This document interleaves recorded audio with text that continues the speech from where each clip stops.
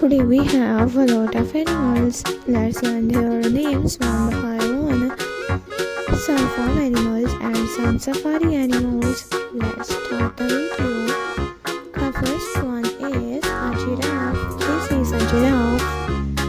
G is for giraffe.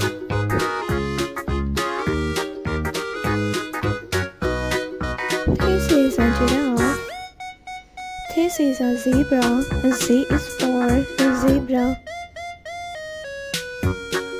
This is a zebra. This is a cow. C is for cow.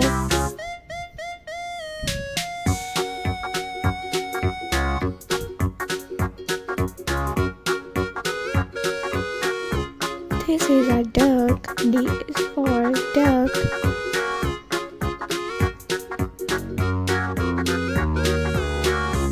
This is a rabbit. This is a rabbit. R is for rabbit.